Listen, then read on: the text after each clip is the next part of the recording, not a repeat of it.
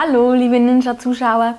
Ja, heute habe ich ein ganz besonderes Rätsel für euch mitgebracht. Es handelt sich nämlich um eine super hübsche Frau aus dem Internet und aus München. Ja, richtig, es handelt sich um mich. Nein, Scherz. Es gibt nämlich auch andere hübsche Frauen hier in München und im Internet. Also seid gespannt auf die Hausaufgabe.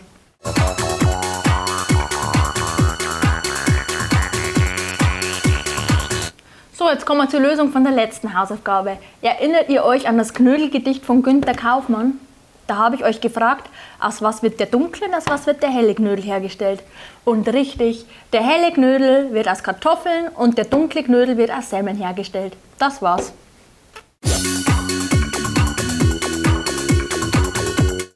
Von euch ist doch bestimmt jeder auf einer Community. Zum Beispiel auf MySpace, Facebook, Xing oder den Lokalisten. Ja, Lokalisten war ja früher eine richtige Münchner Community. Jetzt seht ihr gleich eine ganz hübsche Lokalistin. Passt gut auf.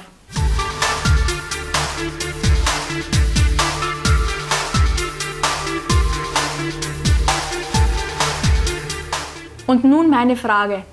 Wie heißt denn das Lokalistenprofil dieser blonden Schönheit? Jetzt bin ich gespannt auf eure Antworten. Schreibt mir diese wie immer einfach als Kommentar unter mein Video. Und meine Lieben, auf keinen Fall vergessen, mich zu bewerten. Ja, und jetzt habe ich noch eine Zusatzfrage, eine Zusatzaufgabe für euch. Ich habe auch ein Lokalistenprofil. Wie ist denn mein Nickname bei den Lokalisten? Ja, jetzt bin ich echt gespannt. Also, ciao, bis zum nächsten Mal, eure Ninja. Wir sind doch nicht in Amerika, wir sind in Bayern. Check, check. Also nur bis jetzt, ihr seht jetzt 4 Bilder einer Lokalistin, nur bis dahin, okay. Ich habe übrigens auch ein Lokalistenprofil. Habe ich nicht mehr gewusst, wie ich weiter sagen soll. Und dann ciao, oder?